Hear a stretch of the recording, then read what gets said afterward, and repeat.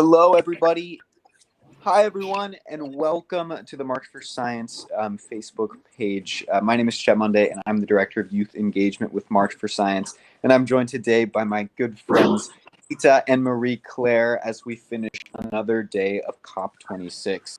Now, obviously, you've been hearing from them every night, but I've joined in a little bit just to jump into the conversation as I've arrived in Scotland. So, Ita, Marie Claire, how'd you feel about today? Hi, it's been an intense day as usual. The COPs can get quite intense, but yeah, we're now at the end of the day. Yeah, so today was the first day after the World Leaders Summit. So more focus also has been given on the ongoing negotiations and very something which was really throughout the whole day. It was a lot about financing. We already talked about this yesterday and the day before. As at the end, it's very crucial that the finances are here and our finances are flowing. That we can, especially developing countries, the financial resources for mitigation, adaptation, but also loss and damage. So this has been very, very crucial. We had a lot of different aspects of financing, because at the end of the day, even if we have the 100 billion commitment, which was done 6 years ago in Paris, we still need to figure out exactly, okay, how is the money distributed? Yeah. How is it going to be used? Who is monitoring transparency? This is very, very crucial. So also COP26 with their tagline on cash, car, coal, and trees. So we can already see that there is a big focus on the cash, so on the finances. And it was also a really, really big ask from especially developing countries that if you're not delivering on this 100 billion promise, I mean, we are stuck. We can't progress. And so it was really good to see also today that there was so much attention given on the financial part. Apart from this, we had some internal meetings as well. For example, as you might have also seen, Chet, and for everyone else who is here in Glasgow, it has been very tricky to access certain negotiations, to access the venue, but also the virtual platform was not working so well as anticipated, which of course is a big issue, because at the end of the day, it's very important that observers, but also the parties themselves, can access the negotiation halls to move on and make progress. And this has been a little bit an issue in the last couple of days, and so we also had some internal issues to try to resolve this, which is of course very crucial, especially also that young people are in the room, that we can voice our concerns and our ideas and demands. Right. Well, I mean, I'm glad to hear the update and the commitment to finance, and really accessibility has seemed to be a huge problem, especially for those who can't afford to physically be here, because that, I mean, quite literally determines their effect on the whole process and their amount of voice being had. So thank you for that. And a question about kind of the spirit of COP. There's a lot of hype and a lot of energy whenever the heads of state are all there and giving their big messages and whatnot. But obviously that can look different from the inside of being at COP. So can you talk a little bit about, either of you, talk a little bit about how the energy feels after a lot of these major world leaders and figures have kind of left? Yeah, I think so today, because now the World Leaders Summit concluded yesterday after 2 days, and today it's been a little less chaotic because of the world leaders. The security is a little crazy, everything's a little crazy, everyone's on high alert. So in that sense, of course, it's been a little more free-flowing. We've had negotiations that have now picked up speed from yesterday and are slowly catching up. So there are a lot more negotiations. We've also trying to move across the issues of accessing these negotiation spaces, of who can be in the room, how many people can be in the room, things like that. So I think it's slowly getting clearer on the engagement, on how the accessibility works, but also on what the content is looking like. It's also slowly picking up pace on the scale of negotiations, on what it's going to be looking like. And apologies for the background noise, we're still at the venue and there are people around, so there's going to be some amount of background noise that's going on. So I mean, it's from the World Leaders Summit, of course, there's been a change. Things have calmed down, so to say. Work is progressing, but there's quite a bit of buzz. There's a lot of activity. There are a lot of side events. There's a lot of action that's going on at the same time. So it's exciting to be here. Right. I loved the point y'all made that when we were talking about this, about how, the world leaders have their preparation to talk about whatever message they want to send at COP, but oftentimes they're not the most informed person in their staff about these issues and won't be able to really dive into them a lot of the time. So it's really interesting to watch how those conversations start happening on maybe a lower level, but a more important and deep one. So that's great. So one thing that I also want to ask is, y'all both were at COP 25. That is correct, right? In Madrid? I wasn't. Mary Claire was. Yeah. I Right. was So at previous COPs, but not at COP25. gotcha. So question for both of you then too, and specifically Marie Claire, coming from COP25 or 24, 23, what are some things that they're doing this year that you haven't seen in previous years that maybe you appreciate or maybe you don't like as much? Well, I think we can say that this year has been a COP like none other COP, just because of also the 2 years gap, which has never been happened in history. And this might, yeah, it's probably a little bit hard to understand, but I mean, the UN has like very tough, like, and very strict processes to follow.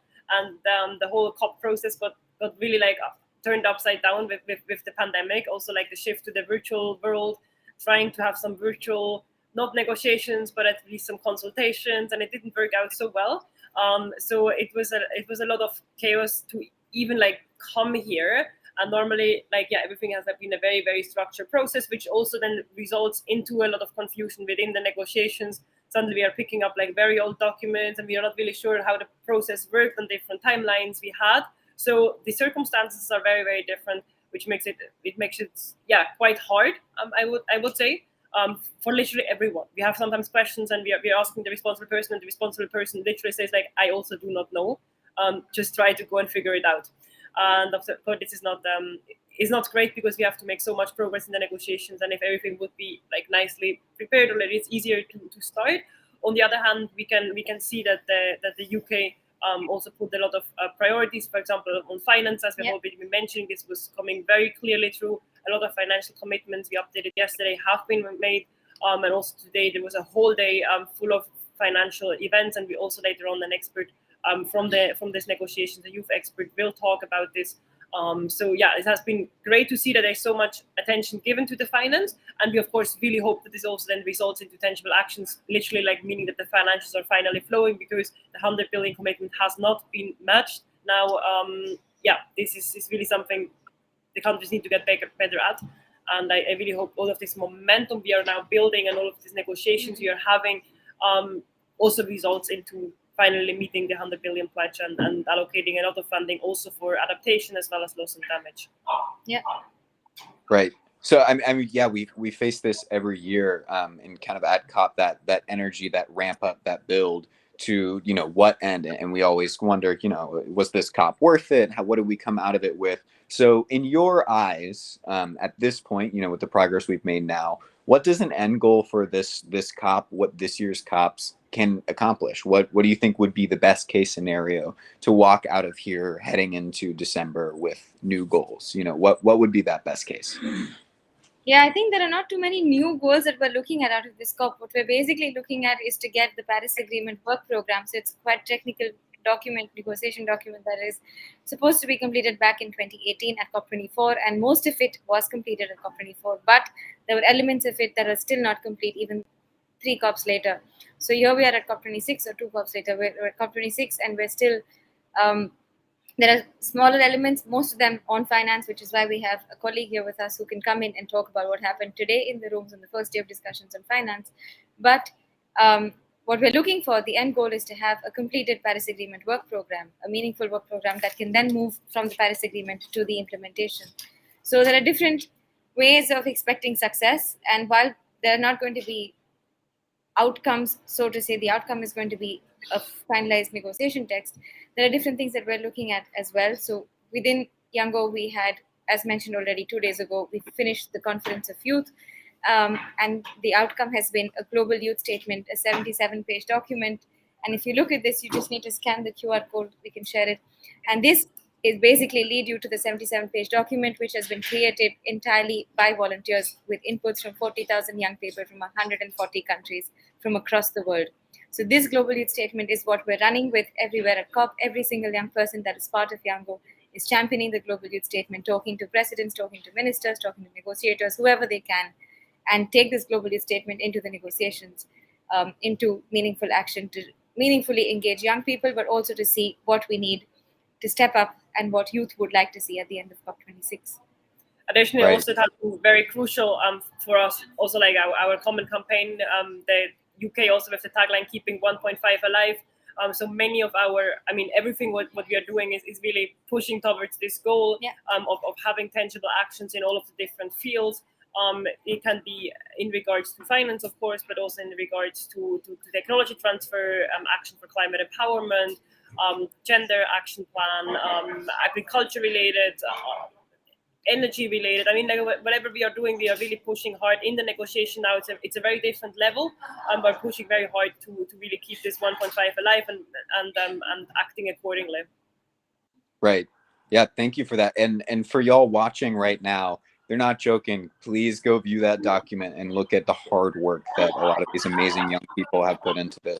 You know, it always astounds me that y'all can create such a crowdsourced and collaborative product from such a hectic time. It's really hard to connect like that with everyone. So that's really amazing. For those watching, please check that out. And before we have our special guest join us, one last thing. If you had to, you know, say a certain problem, whether it's finance and the progress that we're making on it, really sticks out as the main narrative from this year's COP, you know, what the public will hear about. What do you think it is? Whether it's finance or whether it's another area or whether it's the world leaders, what do you think is really that main narrative so far, this far in? Yeah, I think it has been eminent. And also, you asked about the tension and how it is in the room, right? So I think what we really see that there is a lot of tension of delivering, and this is what we have been waiting for now. Of course, we can deliver also to the national determined contributions, but we are really now seeing is everyone really tries to gear up to the actions and going into the implementation. And it doesn't matter if it's negotiators, if it's the world leaders, if it's the activists. We are seeing a lot of drive in this regard, but still there are some last missing elements we have to clarify. That's why we also mentioned it's very important to finalize the Paris Agreement rulebook to be able to really push forward for all of this action. At the end of the day, the actions happening nationally and locally, and really bringing this also back home. So I think this is something which is what we are seeing throughout, which is very, very crucial. And this is literally in all of the different fields. That the actions need to happen now, and we really have to ramp up with this. Yeah. Right. Anything to add on to that, Hita? No, I think she summed it up absolutely perfectly. Yeah, I agree. It's really helpful, I feel, for our audience to get kind of an unfiltered view of how we feel about it and being here and what we pull away from it. Because it is so much. It's so much to pay attention to. So with that being said, would y'all like to welcome our special guest now? Sure. So today we have with us the contact point of our finance working group in YOUNGO, a young person called Karishma from Mauritius, who's going to be joining us, telling us what exactly happened in the negotiations that she was attending.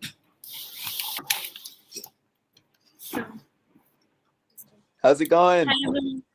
Good. Good. Well, welcome. Hi, Thank you so much for joining us. Thank you, and I'm very pleased to be here to share the updates, the live updates, because today was dedicated to Climate Finance Day, and there has been so many events ongoing. So I will briefly tell you about how the negotiations are being shaped on climate finance and what is left behind on the agenda items and so on. So to begin with, we are looking at climate finance from two perspectives that is very important for this COP. So notably the Article 6, which is pending since years now, and also the long-term climate finance, so the 100 billion goal that has to be achieved. And so daily we have been having negotiation meetings and also plenaries on those topics and how to achieve those topics. So our feeling is that the developing countries, they feel left out in terms of, even if the Article 6 is they can finalize Article 6, they feel that they are not ready to implement and adopt it. So they are asking for more capacity building to be able to roll out climate finance, of course. So this is one of the key asks. Before you get into details, what is Article 6 for the viewers who have no idea what's going on? Yes, so Article 6 is basically the international trading of mitigation outcomes. So international corporations in terms of carbon markets, and I'm trying to use layman terms. So countries would be trading the emission reductions on national level. So we have carbon markets on local level that companies trade their emission reductions. So countries would be trading these emission reduction towards an offset for the indices. So this is what it is all about in a nutshell, of course. And this article has been pending this for years now, and parties have not been able to agree on the rule book for this one. And during this COP, every day, multiple times per day, they are having negotiation sessions to discuss this particular article, whereby they are highlighting the concerns, what is missing in the guidance report, so that they can finalize it by end of this COP. But we also see that not all parties are aligned, and they feel that they are being still left out, as I mentioned, especially the developing countries. They feel that, okay, we might finalize, we might agree, but it's never going to happen for us. Developed countries are always going to be ahead. And also, they express concern on the previous mechanism, because we already had the previous mechanism under the Kyoto Protocol, which was the Clean Development Mechanism, so called the CDM. And the CDM went down after the Paris Agreement, and some countries were still carrying out projects. And now they want to transfer this old mechanism to the new one. So big question marks on this one as well, how to deal with the old ones and the new one that is going to be adopted. So very technical, I would say, but definitely worth looking into, because this is going to be like in the limelight for the years to come. If this the Article 6 is finalized, it's going to be on international level, and it's going to have many more dynamics on carbon trading on international level. And concerning the 100 billion goal, so we all know that this has not been achieved, but the gray areas is about all countries want a clear definition of climate finance, a clear taxonomy, so that they can benchmark themselves on that. So this is one of the key points. The second one is about developing countries. So they believe that there is not enough finance vehicles for them, and GCF and GEF is the only funds that usually the main funds that they can access, but they believe that they need more finance vehicles that would also mobilize the private sector, because only the government's only public climate finance is not going to resolve the problem of climate change, especially financing our indices. So getting the private sector on board is still more work needs to be done in this aspect, and we don't have guidance. Even like the developing countries, they have more grants, but these grants does not fuel sustainable and long-term initiatives. So they want like special vehicles to be created. They want the multilateral banks to come up with frameworks that would drive the private sector to invest in the initiatives, rather than just relying on grants. So I won't say belong. These are like the two broad agenda items being covered in this COP, and we hope that there would be some progress, and this would be amplified in the coming days. Great, thank you for that. And I have one quick question to you, and then I think we're going to turn it to questions from the audience. But we talk a lot about the private sector's presence being important, and their huge stake in climate finance. So far at COP, do you think that the private sector's presence in any capacity, whether it's through one very wealthy person, obviously Jeff Bezos and Bill Gates were in attendance earlier, and a lot of larger businesses, do you think their presence so far has been more of a positive one because of the money they bring to the table in terms of climate financing? Or do you think that it's been maybe taking away from some of the real negotiations that have to happen? Okay, so I would say that the first question, if I can rephrase your question, was about if private sector financing has some effect or not, right? Right. Yes. So it's all about how you're accounting for the climate finance and what is accountable as climate finance as well. So far today there was also the launch, I forgot to mention, about a biennial assessment about climate finance by the SCF. So YOUNGO has been following up and providing recommendations on those 2 reports that was published. So it maps like how much climate finance flow and where does it go to what type of activities. And just to say that monitoring private climate finance and its impact is really hard, because first of all, we don't have a definition of what is climate finance. So if we don't have that, all the reports, all the calculations, all the figures you're saying is very ambiguous. And secondly is about where it is going and how to measure its impact. So again, we don't have a clear matrix to measure the impact of the funds that are being channeled. So again, a gray area. I know that OECD, ICF is doing a lot of work into defining metrics and a framework to be able to advance and clear, give more concise vision of climate finance. But to be honest, it's not there. It's not there now, and we cannot just say that private sector is having a large impact or it's having a positive impact. But definitely, right now, whatever is flowing as climate finance is it's always useful. We cannot deny that it's negative or it's not having a role, because right now we are in need of climate finance, and whatever is flowing we are counting, and we would continue. But we also advocate that private sector should do more, and they should divest. They should also do some they should not only divest but also provide concessional loans. They should invest into renewable energy, so how to transition to low carbon investment. So we have our recommendations that in the global youth statement. So climate finance has a specific section that we contributed from different aspects: private sector, the public sector, the carbon markets, and inclusivity and access.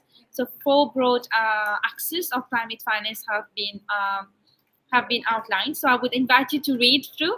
It's not that long for the finance section, so please go through it, and you would have a better idea about what is being discussed.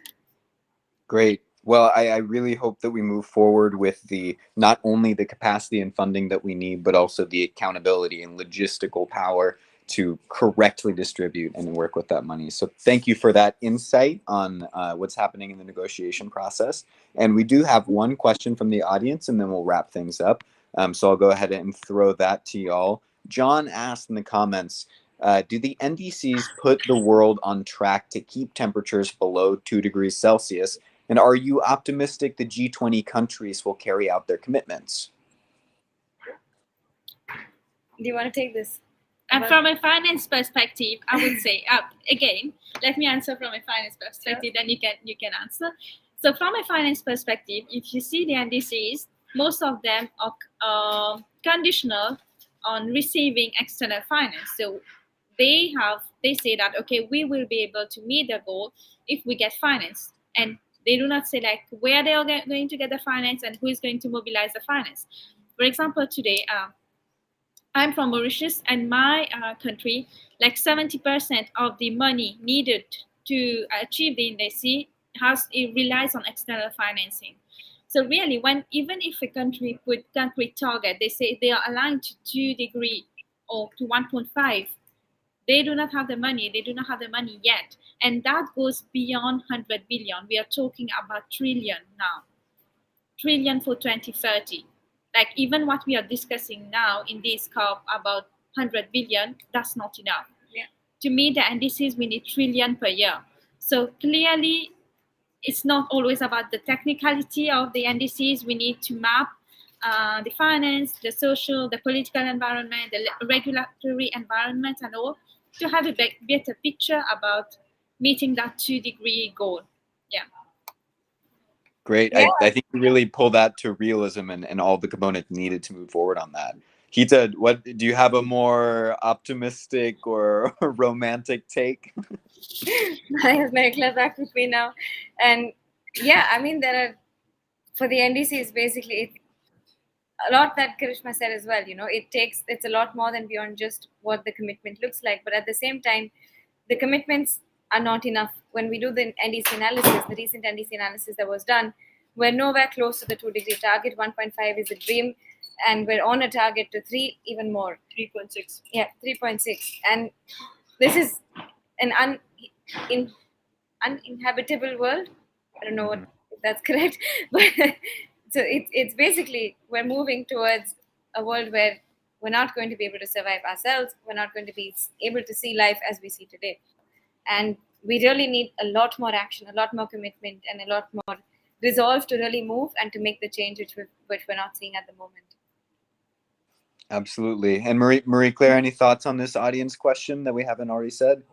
Yeah, there is actually a very amazing team. It's called NDC Trackers, and they are tracking the commitments under the NDC. And then you can also see the historic emissions. You can see the historic commitments. You can see the national climate pledge. You can even see some suggestions for the countries on how they could improve. And then you can see this for individual countries, or for a grouping, or for the whole area, or for the whole globe. So I would really suggest that you're checking out the NDC Trackers. And I think this is brilliant to really keep track. Also, like, check it out for your personal country. Go and find your own NDC. There is an NDC registry on the UNFCCC webpage where you can find all the NDCs. Check it out for your own country. And yeah, I mean, after COP now it's a little bit difficult to get in touch with the people because they're here at the COP very busy. But afterwards, if you write them an email, depending on the government, it's yeah, they might get in touch with you. And we had also really brilliant discussions already here on ground with many of them in regards to NDCs. Also, we have more and more young people who are actively involved in the NDC process. This is something we have been fighting for quite some time now, to have young people being part of the NDC process, the review process, to make sure that the national climate action young people are doing are also adequately involved, because at the end of the day, to also have it in a climate just perspective, we have to involve also the people, and especially also the young people in these processes. Great. Yeah, thank you for that answer. And there's some more comments that have popped up in the chat, so we can just kind of answer those or run over them really quickly before we close things out today. But thank you, John, for that question. And we have a comment in the chat from Mark about why these leaders were to meet in person instead of meeting virtually, as it seems like they thought that's what should have happened. So what do y'all think about this? Obviously, we've all experienced what it's like to try and do a lot of these negotiations from a virtual standpoint compared to in person. So do you think that this was necessary for getting anything done this year? So we have been trying to have virtual negotiations in summer. I mean, it was not officially counted as negotiations because the countries didn't approve because of the fear of technical glitches. To make, for example, like certain country would have internet access or like lack of internet access, then they wouldn't be part of the negotiation, and then they would decide on something they haven't been part. So that's why it was only also time zones. Also time zones. I mean, it was very weird time zones for a lot of people. When you meet virtually for 196 countries, there's really no best time, because somewhere in some part of the world somebody's asleep. So it was an absolute nightmare. It was done over 3 weeks. Each week had a rotational time, so that it wasn't just one part of the world that was staying up for 3 nights. And it was really tough, even for us and for anyone else who was just following the negotiations, but also for the negotiators, because by the time you figured out the time zone for the week, it changed again, and your body clock had to resurvive, stay up in the night, stay up in the day at weird hours across. So while it would have been ideal to have a more easily functioning virtual system, what we have realized, even coming in person for the past 2 years, we've been working virtually as well, but the efficiency of being in person, the efficiency of really being able to sit together and get stuff done is a whole different level. And I am saying this after 2 years of Zoom calls, when I thought this was, I didn't need to meet people in person for meetings again. And it's an absolute difference in the functionality. And when you have world leaders coming together, when it's decisions at national level, international level, which are being made, there is a sense of urgency that brings people together. And there is a sense of urgency that, coming together will lead to action. Also, I think something really important to address about the trust, and I think it's very difficult to foster trust, especially if you don't know each other.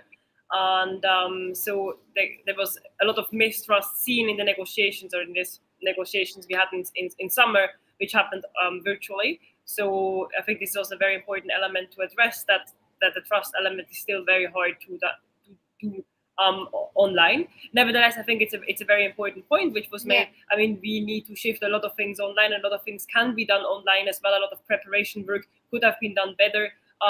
heading into this COP could have been, we could have been better prepared. I mean, not we as the youth constituency, but just in general. And there's a lot of things happened online. There were like hundreds of consultations happening online prior to this conference here. Of course, this is very often happening kind of in the background, but the countries have been meeting a lot online of the last couple of months. And the first in-person meeting was in Italy at the pre-COP, exactly 1 month before we have been meeting right now here in Glasgow.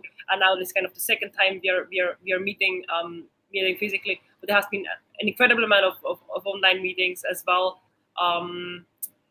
What else do we have, Chet, in the question? Yeah, so the other question that was noted from Ashley was she really appreciates that we're doing this, and thank you, Ashley, for watching. It's great for us to kind of debrief all of this. And she wants to know if there were any discussions about limiting private corporations from these leisure flights into the atmosphere. So I'm guessing what she's getting at, here is how do we hold these private corporations accountable, and why do we need to do that? Yeah, I mean, I think what we have to realize is that within the UNFCCC framework, there's a limitation. It's a convention, and there are texts, and there are negotiations. And a lot of the stuff, even though it's very important to be considered, is not part of the framework of the negotiations. And within the UNFCCC negotiation space, we function through the negotiating items, we function through the framework, and its different mechanisms that come in. So there is an interlink. There is a link between a whole different aspect of social justice as an interlink on finance and all the different things that come together, but it has to fit in through this existing mechanism and the existing structure. And limiting private corporations from doing something is beyond what the UNFCCC is mandated to do, is beyond what the COP is mandated to do in itself. The COP is an intergovernmental process and does not mandate private corporations on what they should or should not do. It incorporates them within its structure, but it does not, credit or discredit private or even. It is where governments come together and governments make decisions on international scale. I mean, also important to mention, also maybe good for Ashley to know, or for every one of us, also the emissions from flights, from international flights as well as international maritime emissions are actually not counted under the negotiations here because they are happening in international spaces, and that's why they are not trackable, which is a loophole in the system, and this is definitely something we have to address, and there are also negotiations ongoing on how to address these negotiations, but there is not yet any discussions about the leisure flights into the atmosphere, into the space. But maybe also Jeff Bezos, when he was here the other day, he was also saying that, I do not agree with this, but basically he was saying like seeing the Earth from space really changed his mindset. He's doubted so many financial commitments. I don't think this needed to fly to space to make these commitments, but anyway, this was his view on in this regards. Right. Well, I thank you, Ashley, for that question. And we've gotten a lot of great conversation sparks tonight, but we're just about out of time. So I want to thank everyone for joining us today. And I'd most importantly like to thank Hita and Marie-Claire. Thank you for joining me and giving our audience a really good insight on what's going on. Thank you. Thank you so much. See you tomorrow. Bye. Yeah, we'll be back at it tomorrow. Bye, y'all. Bye.